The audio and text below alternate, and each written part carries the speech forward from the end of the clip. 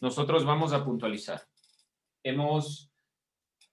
Nos hemos referido al Imperio Carolingio, hemos estado hablando de estos temas, era importante visualizar un video que nos permita concluir estos elementos de una forma algo interactiva.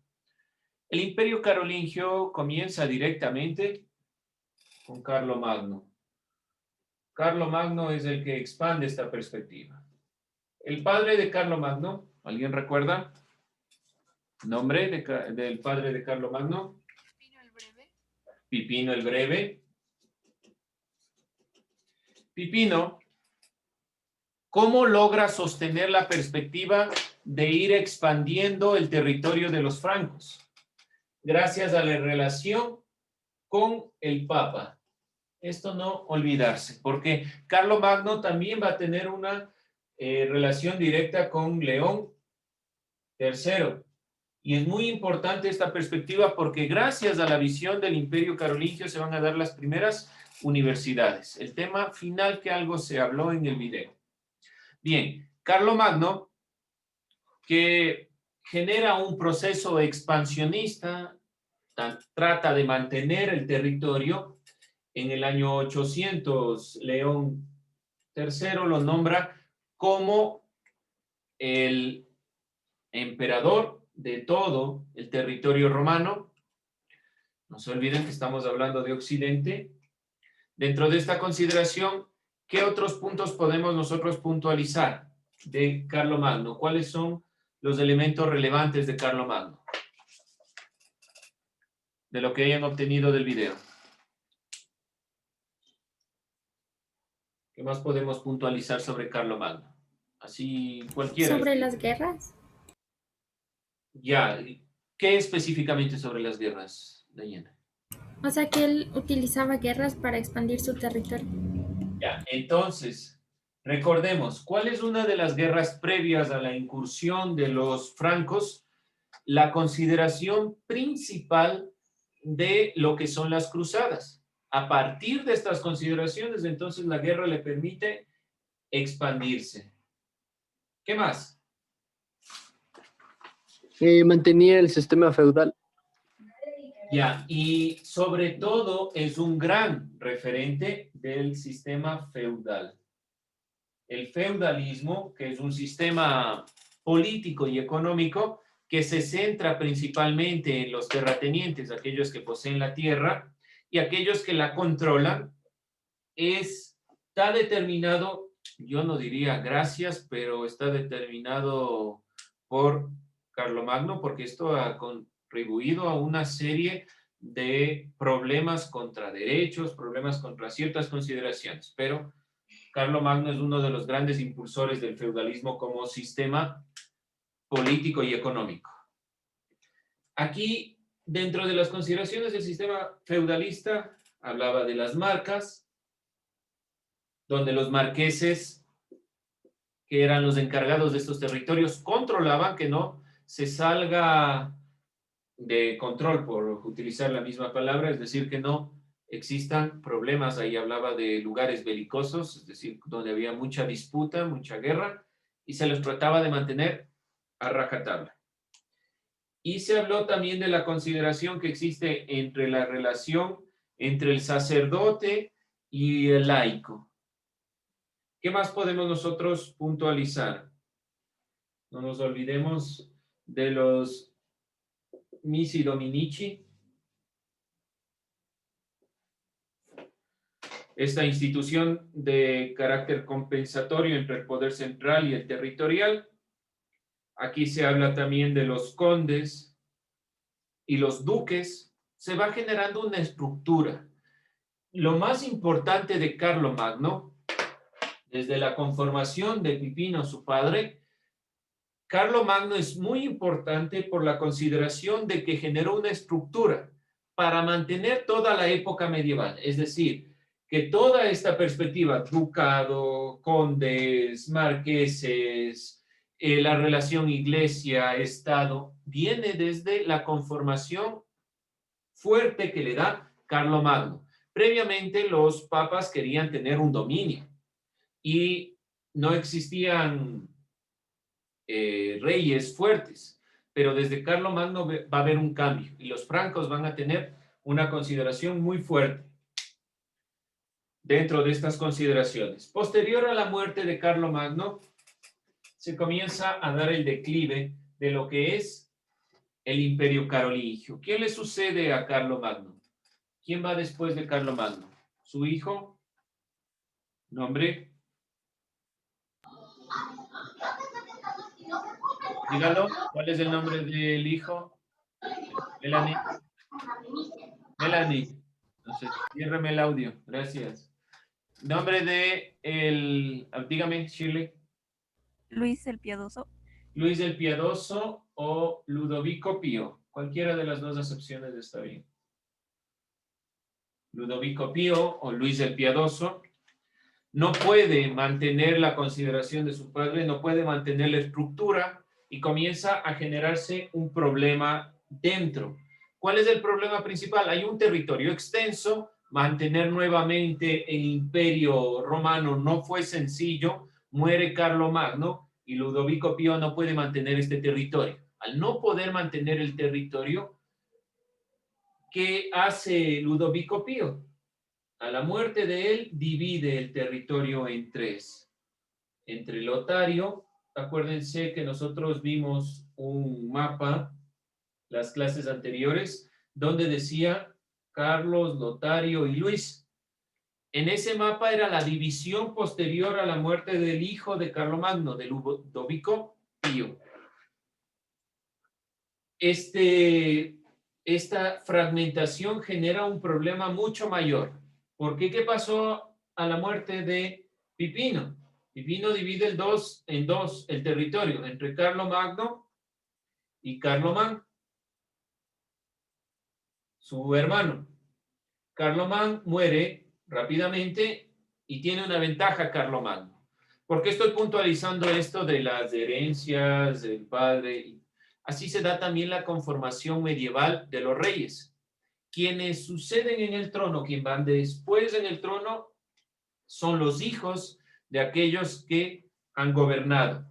Y se genera una serie de inconvenientes.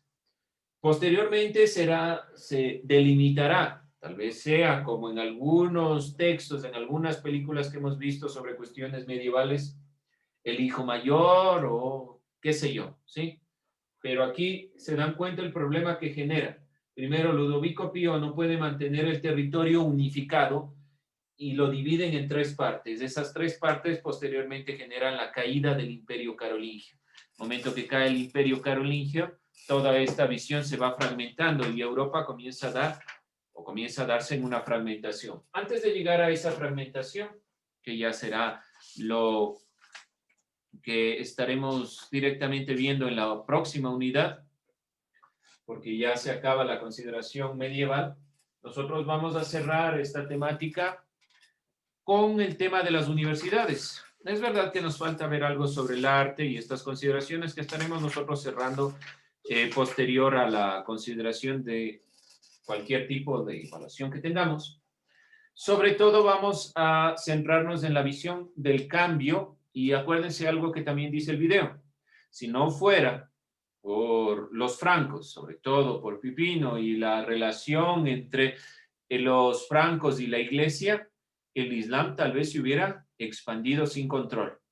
Gracias, o no sé si gracias, pero por lo menos por medio de los francos se tuvo un control de los musulmanes, si no se hubiera extendido a toda Europa.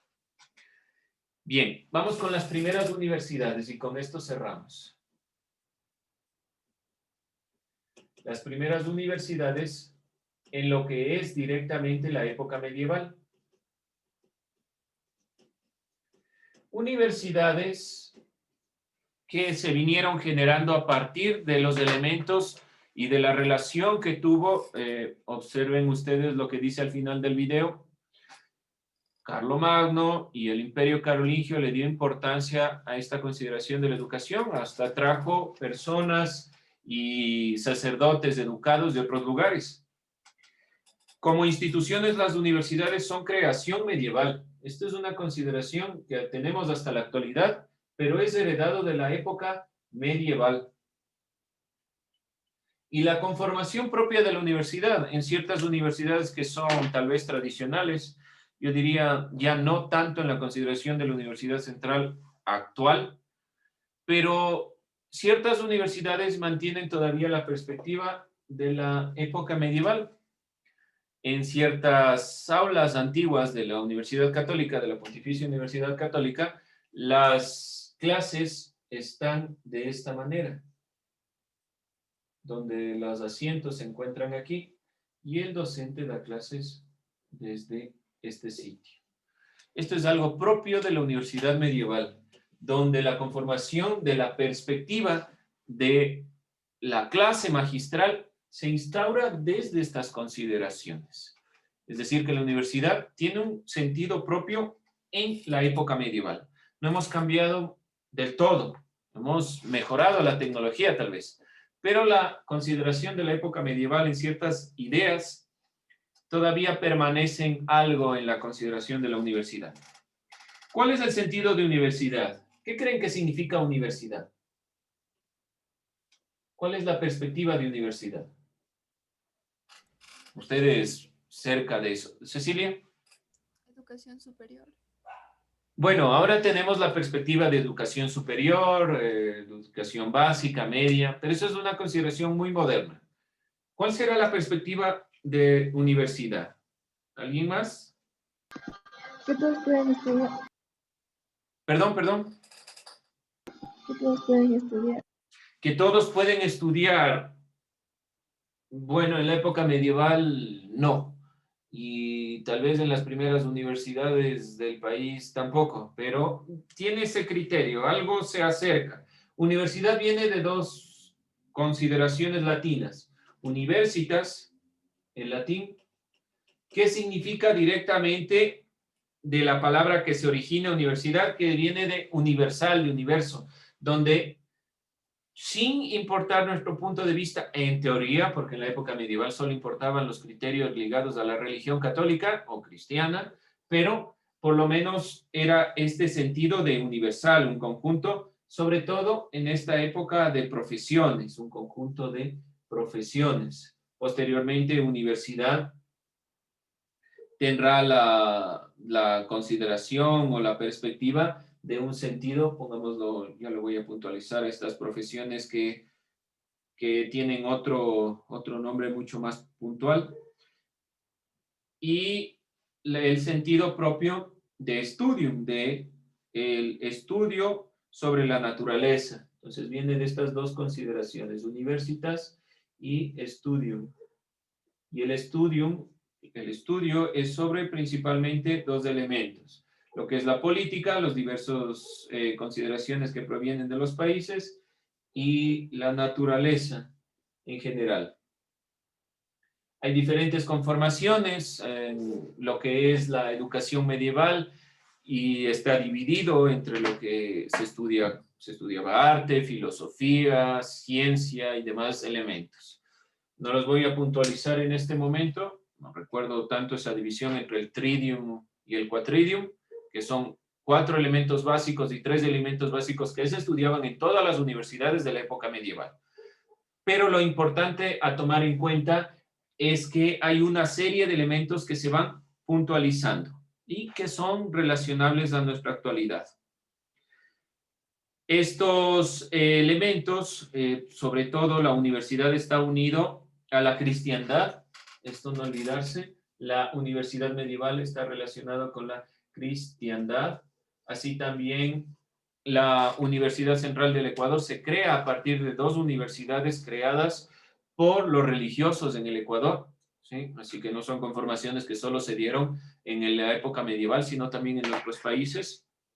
Dentro de estas consideraciones, los conocimientos fueron difundidos en una primera instancia por las escuelas monacales. ¿Qué decíamos que eran las escuelas monacales? ¿Dónde se encontraban los monjes? Estos lugares que permitían estos monasterios que permitían guiar el conocimiento donde se encontraban los monjes. Posteriores a las escuelas monacales se crearon las escuelas catedralicias, que estaban en las catedrales, ya en estas consideraciones más amplias que permitían tener un control mayor sobre el conocimiento. Y le dieron énfasis sobre todo en la época de Carlomagno al criterio del conocimiento. Y tiene una influencia política el sentido propio de las primeras universidades. Los sacerdotes creían que podían llegar a tener este control que quisieron en la época de las cruzadas por medio de los papas, que los papas sean los que dominen y no los reyes, por medio del conocimiento. Creyeron que iban a alcanzar eso. Como no se logró mantener Tierra Santa, ni se logró alcanzar Tierra Santa, entonces dijeron, por lo menos por el conocimiento vamos a tener un dominio, lo cual no fue del todo así. Dentro de estas consideraciones, las universidades surgieron a partir de estas últimas. Aquí ya había un conocimiento, pero el momento que se dan las escuelas catedralicias, que es la agrupación de sacerdotes que tienen un cierto criterio, que tienen el control del conocimiento, en las catedrales, y comienzan a generar lo que son las universidades. En las parroquias, catedrales y conventos comenzó el surgimiento de escuelas. Posteriormente, el canciller episcopal otorgó concesión o licencias, por decirlo de otra forma, para que maestros particulares puedan dar clases y se vaya guiando la universidad como tal. La universidad fue la combinación de discípulos y maestros destinada a la conformación profesional. Entonces, la universitas es la unión de profesiones, como decía anteriormente, si estábamos dentro de esa misma perspectiva, y dentro del criterio de la unificación entre un grupo de maestros, de profesores, y estos profesores que eran altamente apreciados, porque las iglesias permitieron que existan profesores particulares, y estos profesores particulares, al tener gran prestigio, fueron uniéndose al criterio de la universidad. El impulso inicial de las universidades fue independiente. La perspectiva principal, como se dio en este criterio a través de los maestros y la relación con sus discípulos, fue independiente. El criterio de la universidad siempre ha sido un criterio independiente de los caracteres políticos. Es algo que se mantiene hasta la actualidad, o por lo menos se ha pretendido, porque ha habido muchos grupos políticos dentro de las universidades. Pero la universidad, bajo su lema, bajo su perspectiva, ha sido siempre estar desligado del criterio de la política. Y no así ha sucedido dentro de la historia, y tampoco en la época medieval. Como les decía, los sacerdotes y sobre todo los papas quisieron aprovecharse de la política para mantener un control y tratar de alcanzar un poder. Con eso terminamos la clase.